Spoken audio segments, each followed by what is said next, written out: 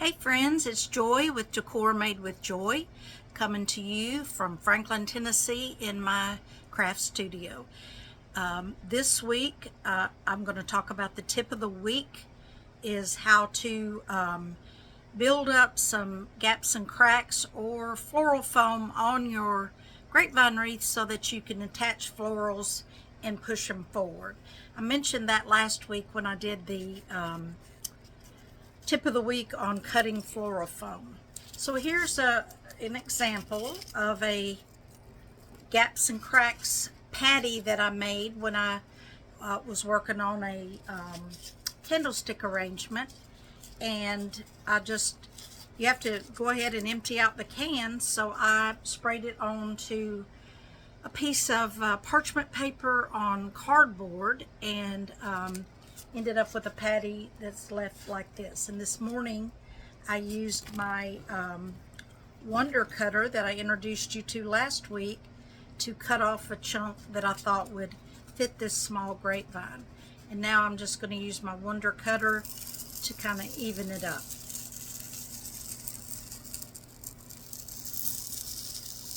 So that Wonder Cutter just cuts right through your floral foam or your piece of gaps and cracks.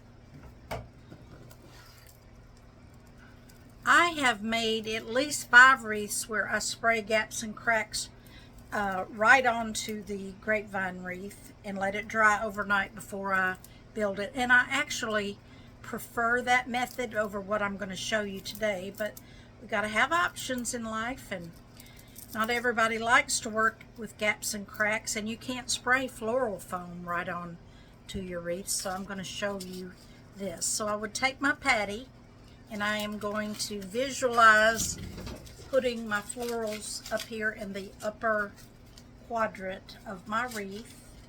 This is a little round wreath, so maybe about right here. But how do I get it to stick since it's already dry? Well, I'm going to show you.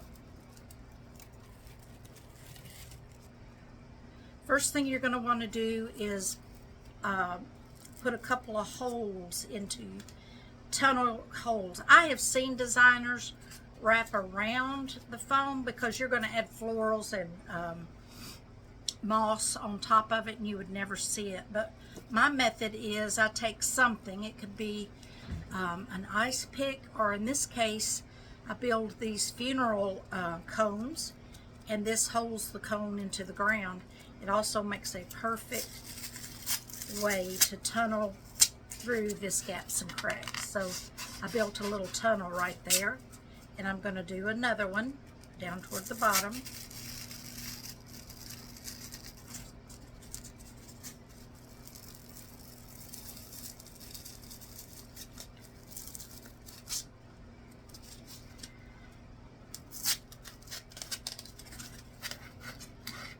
So I've built 2.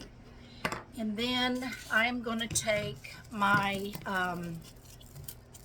bind wire and just feed it through the holes that I made.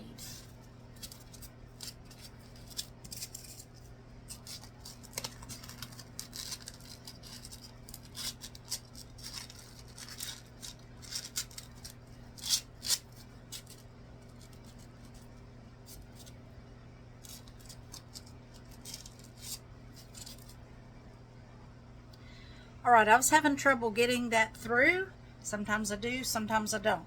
So I reached down and got my handy dandy hemostats, which I love to use, being a nurse of 45 years, and I just grab it and pull it through. Alright, so I'm going to do the same thing on the next one. Already cut my bind wire, stuck my hemostats through the tunnel, grab the end and pull it through. Alright, both sides of this are now flat thanks to the Wonder Cutter. So I am going to go ahead and wire this on, and I'll turn the camera off and tilt it down, and so you can see what I'm doing. Okay, so I'm inserting my bind wire through the grapevine, not around it.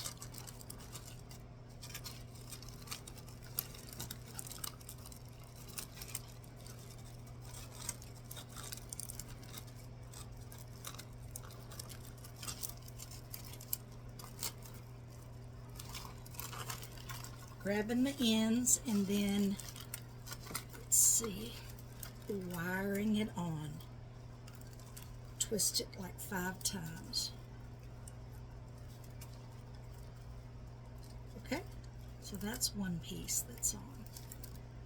Look at the front. You're holding that on there. Now let's do the other piece.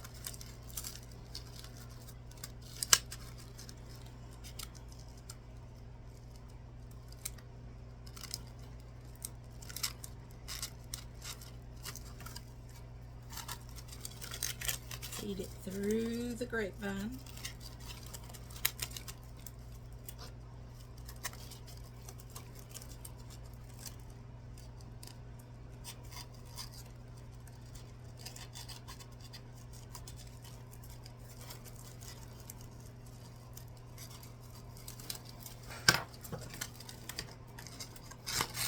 Pull it tight and lock it into place.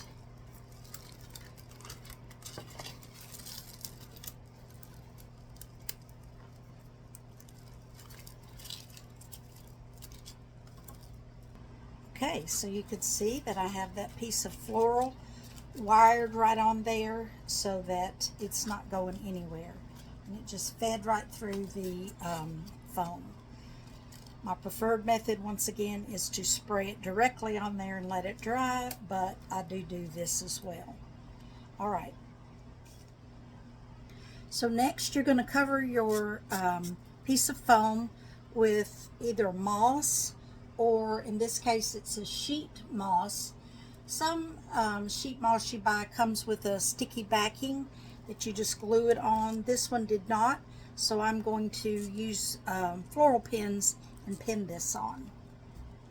So I cut a piece and I'm going to wrap it around.